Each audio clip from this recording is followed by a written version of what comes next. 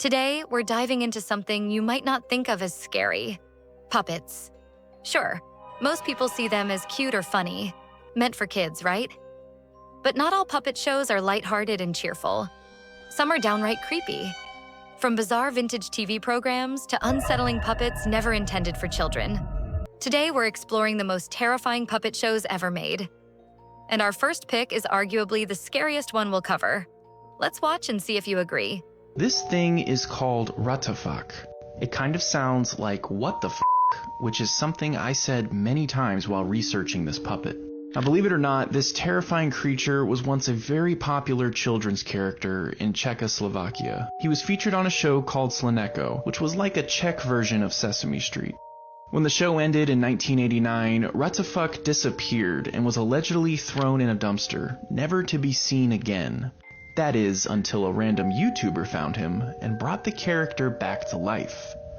I honestly don't get how this cursed puppet was ever allowed on a children's TV show. It's genuinely terrifying.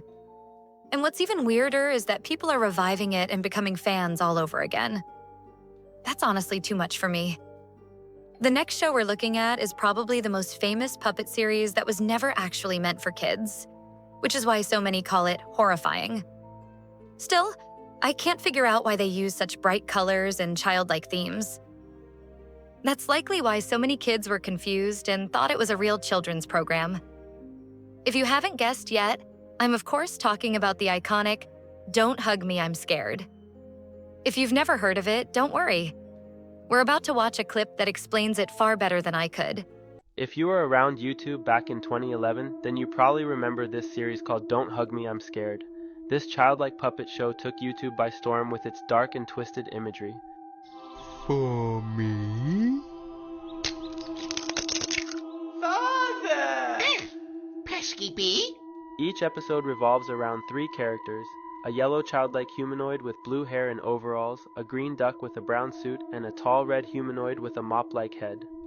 A typical episode usually begins with all three characters chilling at home when suddenly an object like a book, clock, or computer would come to life and begin to sing a song.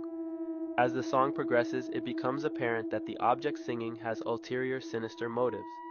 The climax of each episode is typically a plot twist involving escalating psychological horror which culminates into gore and graphic violence.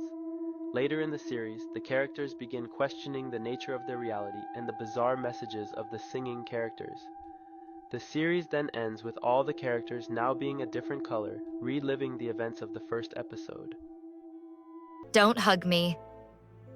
I'm Scared is definitely tamer than the last one, but it's still deeply unsettling. What's fascinating is that there are countless theories about its true meaning. It actually makes you want to dig into the lore rather than just feel scared, which is pretty rare for a creepy puppet show.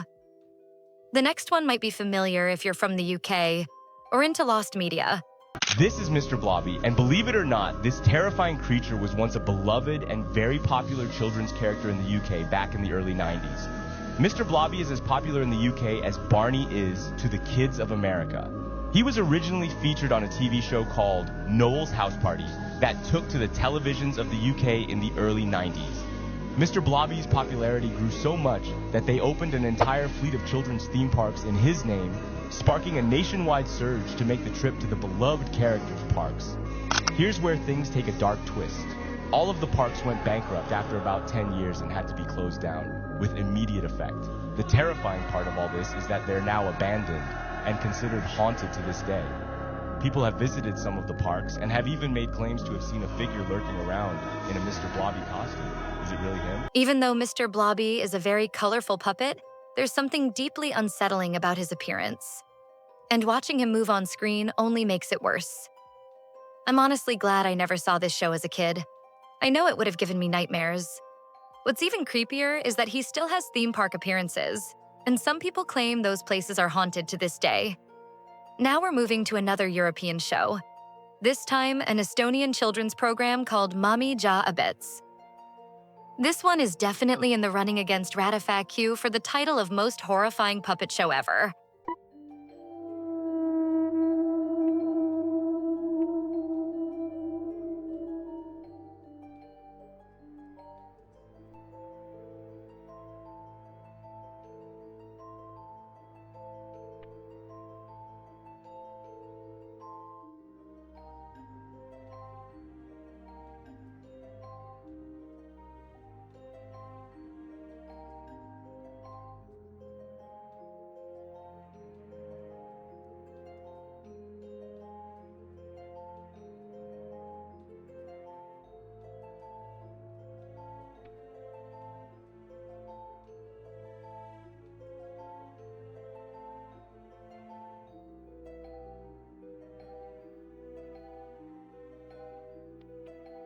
Just look at these terrifying images.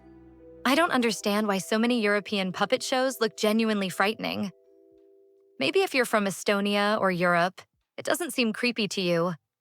But honestly, I can't imagine any child actually wanting to watch this. Next up is what I'd call the creepy version of Sesame Street. And it even has a suspiciously similar name. Peppermint Park. Peppermint Park, a late 80s direct-to-video disaster. A mixture of live-action, puppets, and animation. As always, educational with good intentions, but the puppets were so creepy. Like Ernie, for example. Just listen to him talk. It's me, Ernie. Today on Peppermint Park, we're introducing the letter M. It's such a great letter. Good intentions? I doubt it. That's absolutely terrifying. It genuinely feels like the puppets are staring straight into your soul. And why did they give them such unnerving voices? Something about this just feels cursed. You've probably never heard of our next show. It's called Lost Clones. The Clones was a very weird Spanish South America television program that aired on Aztec TV back in the early 2000s, about puppet clones modeled after popular people in media at the time with over-exaggerated features like Michael Jackson and others. Listo. Qué bonito quedaste, hijo mío. Bueno, tal vez te hice la nariz un poco grande, pero si no te gusta, podré cepillarla como le hicieron a tu papito, que se la operó hasta que le quedó perfecta. The show was known for its humor, but also for its creepiness and unsettled vibes. The puppets look possessed and very disturbing, especially for a younger audience to watch. The show received a lot of backlash for being too creepy that it was pulled off air and all episodes were destroyed for some reason. The only evidence left about the existence of this show is the memories of those who were traumatized by watching it, and a 10-minute video on YouTube posted by this YouTube account over 10 years ago. I get that puppets were huge back in the day, especially in the 80s and early 90s. But did no one stop to think that celebrity puppets might actually look terrifying to kids? Nothing about this show feels right. It just radiates a deeply unsettling vibe.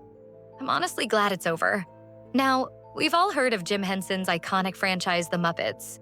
But today we're talking about the original 1970s show. The series itself isn't particularly creepy, unless you're already afraid of puppets. But there's one segment that's genuinely disturbing. In 1976, the Swiss experimental theater group Mummenschanz appeared on the Muppet Show. Mummenschanz did a routine where their expressions changed by tearing pieces of paper off of masks with drawings on them. Things then got pretty strange. Mummenschanz did a routine wearing sculptable masks made out of clay. One member was great at sculpting his face and the other was terrible. They sculpted their faces until they became mashed together into one big deformed clay face. Many people wonder why this performance was deemed kid-friendly. Absolutely not. I completely agree with anyone who questions why this performance was ever considered acceptable for children. It really isn't. It's pure nightmare fuel. Do you agree? Well, that's all for today, ponies. Let me know in the comments which of these puppet shows you found the most horrifying. And don't forget to leave a flower emoji in your comment. I'll give you a heart. Thanks for watching. Like and subscribe if you enjoyed the video, and I'll see you in the next one. Have a great day. Before you go, I need to say this. Please be very careful with shows like these. What might seem like harmless nostalgia or quirky entertainment can actually have a real impact on your mind, especially if you're sensitive to unsettling imagery or themes. Some of these puppet shows weren't just weird. They were psychologically intense, and watching them without context or awareness can leave a deeper impression than you'd expect. Always trust your gut. If something feels off, it's okay to look away. Also, I'm incredibly grateful to share that we've reached 130 subscribers. Thank you so much for being here, for watching, commenting, and supporting this channel. Every single one of you means the world to me, and I promise to keep bringing thoughtful, creepy, and carefully researched content your way. Stay safe, stay curious, and never ignore that little voice telling you something's too strange to watch alone.